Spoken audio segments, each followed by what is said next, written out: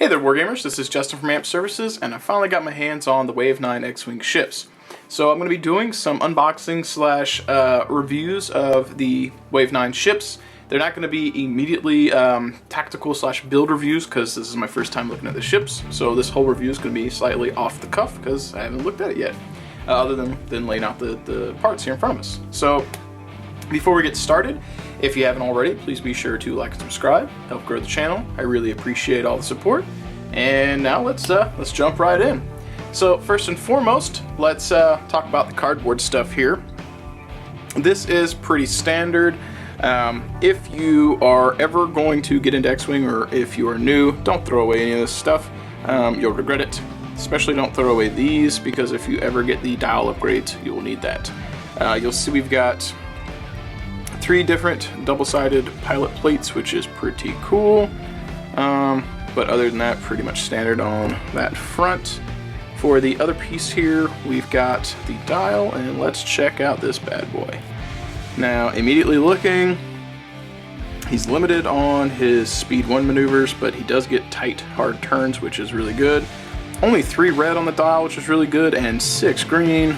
Wow, this is really good. Only 1 flip turn. Might have been nice if he had a... Oh no, disregard. I'm dumb. He's got 3 flip turns because those 2s are Talon rolls, which, if I recall, this is the first ship outside of Rebels to get the Talon roll. I believe the T-70 has that, and this is the first one outside the T-70. Really fantastic. All those green 2s, really good. Super maneuverable. Yeah, this guy's going to be going fast.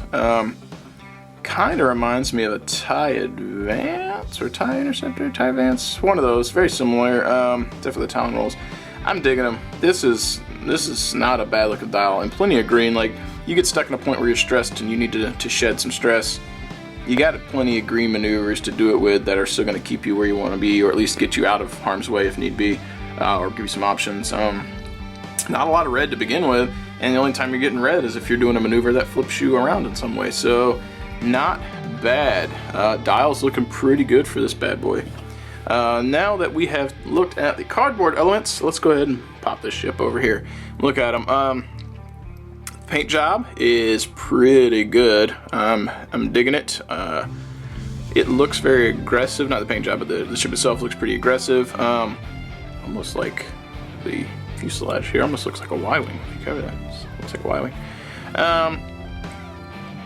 It's a lot bigger than I thought it was going to be. In the pictures, I thought it was going to be close in size, like an A-Wing or a Sick Fighter, but I guess considering this is Scum's kind of version of an Interceptor in terms of applications and what it's going to be doing, I guess that's why it's a little bit bigger than I thought it was going to be, but looks pretty cool.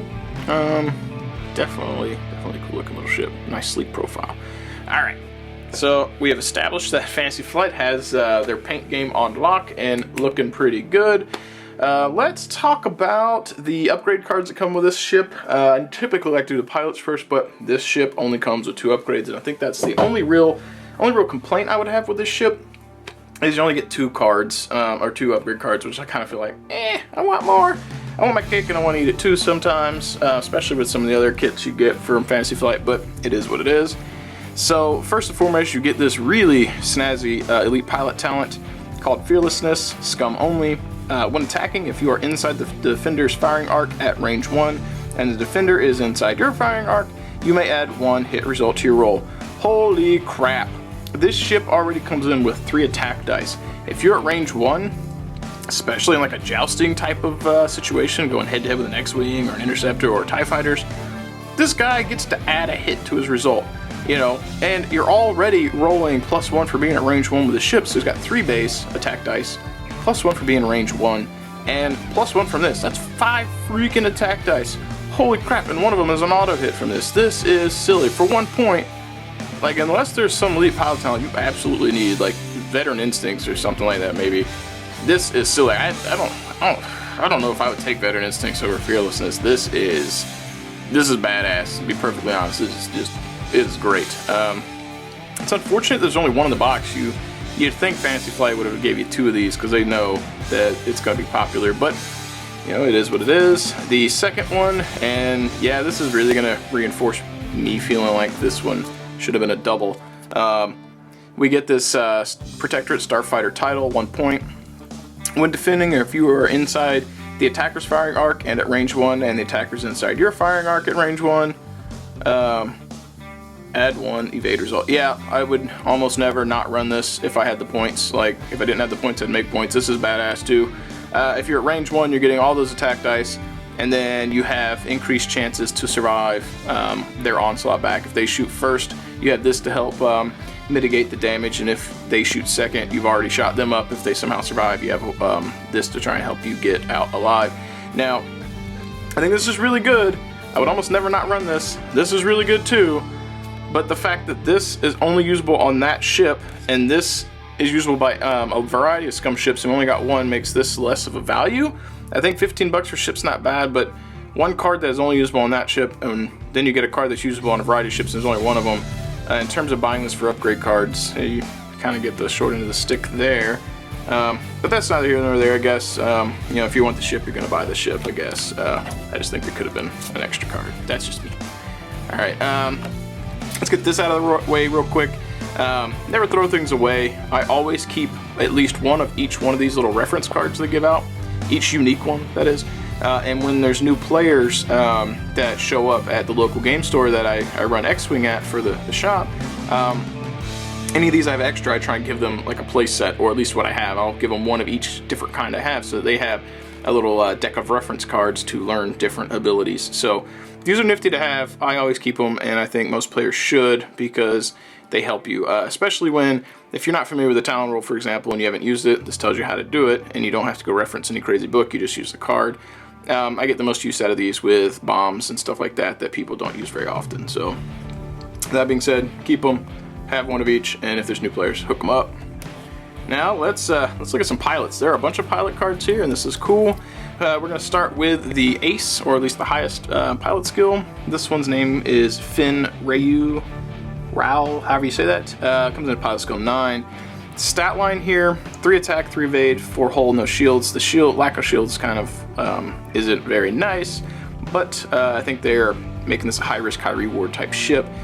Stat wise, it's very reminiscent of an interceptor, maybe for Imperials, or maybe a TIE Advance. It doesn't have the shield, but yeah, I mean, stat wise, very similar. Dial wise, pretty similar. Action wise, very similar too, so except it has target lock and the interceptor doesn't. So if you've played interceptors, this guy will probably feel right at home for you. If you've played Soontophel, this guy will probably be right at home for you, with the exception of, generally, this guy's going to be a little bit more aggressive in the range 1 department. Soontophel is going to want to try and flank, get behind you so you can't fire back. This guy doesn't care. He's going to drive straight at you, and he wants to be in your firing arc to use those other pilot or upgrade cards. Now, his pilot ability reads: when attacking or defending, if the enemy ship is at range 1, you may roll 1 additional die. Holy crap. So we already looked at fearlessness. So if he's at range 1, he gets to add 1 hit result. So we got 1. He's got 3 dice, so 4. Well, 4 dice he'll be rolling, 1 auto. Because of his ability, he's got 4 rolling dice, 1 auto hit because of his ability.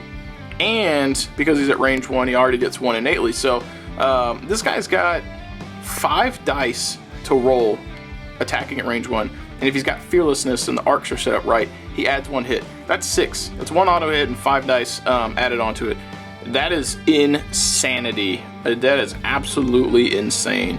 The other thing here to note is that his pilot ability, it literally says, when attacking or defending, if the enemy ship is at range 1, you may roll 1 additional attack dice. Now, I know I just reread that thing that I didn't really emphasize when I was going for. It does not say primary, it just says when attacking. So if you were using maybe, I think it's advanced proton torpedoes, if I got it right. The advanced proton torpedoes, you roll 5 attack dice, you get to change 3 blanks to focus results. With him, he's rolling 6 attack dice, and fearlessness does not specify that it has to be a primary weapon. So for my interpretation, if you use an advanced proton torpedo, 5 dice. If you're using this, 6 dice, and fearlessness adds an auto hit. That's 6 rolling attack dice and a 7th auto hit. him with an advanced proton torpedo, if you can stagger it right, have the target lock, and then come in with a focus on the turn that you launch that thing, he's blowing somebody up. This guy, when he's on the table, I don't see him not being target priority #1.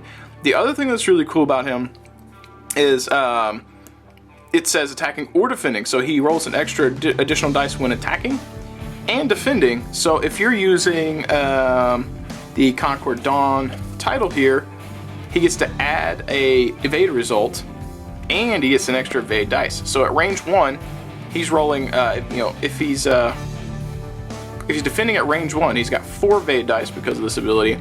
Plus this if they are inside each other's arcs. So yeah, 4 evade dice plus an evade, an auto evade. That's nuts. At range 3, he's sitting on 4 evade dice as well. And the sweet spot for taking him out looks like it's going to be at range 2. At range 1, he is really hard to hit. You get that extra attack die, but he gets a free evade and an extra die. Yeah, this guy right here for 28 points pre-upgrades. I think we're going to be seeing a lot of him. He is, man, whew. The only thing that he's lacking is upgrades. He doesn't have much. He can't take a illicit slot, which is unfortunate because this guy with Glitter Sim would be badass, but can't do it, at least currently. We'll see what happens with future upgrades. Alright, so moving on. Next one we have is Old Terrock. It's kind of a cool name. Artwork's pretty cool too. His ability says at the start of the combat phase, you may choose one enemy ship at range 1. If you're inside its firing arc, it discards all focus and evades. Holy crap, that's really good too. These ships clearly want to be at range 1 of you, doing all their cool shenanigans.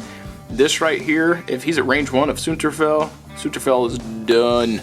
If you have the guns to bring to bear on him, you can strip the evade and focus he's banking. If he's 2 focus, 1 evade, or 2 evade, 1 focus, this guy goes, nope, sorry Sunterfell, prepare to get shot in the face. That is really good. So one of the things I really like about these scum ships is a lot of them synergize. A lot of them kind of have gimmicks and stuff like that. They don't just fly in and shoot. They have cool little combos, and I love that. It's fun. X-Wing in general is fun, just flying ships is fun, but anytime you can combo, pull off cool little deals, and synergize, it's a lot more fun. Like, I like things like that. I like my ships to bounce off each other. If it's a real-world scenario, you have a wingman who has their pros and cons. Should be like that X-Wing too, these cool little abilities. I like it, I dig it. He's going to work really good with some upgrade cards, elite pilot talent. Again, Fearlessness and Concord Dawn title. Yeah, this guy's going to be really good. Other thing to note about the Concord Dawn here is just reiterating because I keep looking at it. It's not unique and not, so there's no unique status. So every one of these could take this if you have the points. That's pretty silly. I don't know if a 3-ship Protectorate Star Fighter list is going to work. I can definitely see 1 to 2 of them with some backup, especially just getting one, and you can find the point to back up one of these and keep them alive. It's snazzy. All right, so the next one is Cad Solus. After you execute a red maneuver, assign 2 focus tokens to your ship. That's pretty good too. So as we saw already, the dial here is very limited, or not limited, okay. It's limited on the red maneuvers, the stress maneuvers. And when you feel that it's necessary to do the Talon roll or the K-flip, you're getting 2 focus for doing it. That's really good. A focus for defense, basically, a focus for attack. In addition to Fearlessness and Concord Dawn, if it actually ends up benefiting you from the firing arcs. Pilot skill's a little lacking, but this guy's going to be pretty good too. That's not a bad pilot skill, or pilot ability. That's really good. I see some really good applications with this guy too. I've been working on a tiny Mind Leak set of builds, tweaking ships and finding what I like. I think Fearlessness is really good on this guy, and it would be hard for me to ever not take Fearlessness on a Protectorate Star Fighter, but a tiny Mind Leak on this guy would be pretty good too. If he takes that stress, he's tagging the rest of his team with a stress, but he can execute a red. He pops 2 focus, gives the rest of his team a focus from a tiny Mind Link. So, and because a tiny Mind Link says when you are assigned a focus, every friendly ship who does not have a focus token currently on him gets one, or gets assigned one if they don't already have one. That's, because it's assigned. That's the terminology. That's really good. I dig it. I think he's going to be fun. There's going to be some shenanigans with that guy. We'll see what happens. Finally, it looks like the next 3 are just generic. So We've got a Concord Dawn Ace, pilot skill 5, Concord Dawn Veteran, pilot skill 3, both of those with elite pilot talents, pretty good. And Zealous Recruit, pilot skill 1. He's only 20 points, but he only gets 1 missile. He can take the Concord Dawn, but he can't take Fearlessness. I almost feel like if you're going to run a cheap one, and you're really worried about the points, if you can try and wiggle it, Concord Dawn Veteran, because he can take Fearlessness and the Concord Dawn Protectorate title, or Protector title, might be better. I feel like the not having Fearlessness kind of makes or defeats the purpose of even fielding these. So I may be wrong. We'll see what happens, but I don't think that pilot skill 1 is going to get used very much. I really think the named ones are going to get used. All in all, I think Fantasy Flight gave us a variety of cool pilots. I mean, we have 6 pilots, 3 named ones that all have cool abilities. Limited again on the upgrade slots, but we'll see what happens in the future. This is Fantasy Flight, so with Veterans boxes, Aces boxes, and Scum has not gotten an Ace or Vets box, so lots of cool options. I would hope when we get one we don't get upgrades to this ship so soon, though. I'd rather them update some old ships like a KRX Fighter that nobody uses, but that's just me. So anyways, guys, again, this was a quick kind of cursory review here. Very new. I've not really looked at it, not built any lists, so hopefully in the future I will have some tactics and some builds and ship builds, list builds, and stuff like that will help you out. So was there something I missed, though? Is there some kind of glaring build or something that immediately strikes out to you that you want to talk about? Drop us a comment below. I'd love to discuss it with you. I always like talking about X-Wing. I love talking about minis, and I like painting them too. So if you haven't already, please subscribe to the channel. If you like this video, hit that like button. Help us grow. I really appreciate it. And as always, guys, happy wargaming.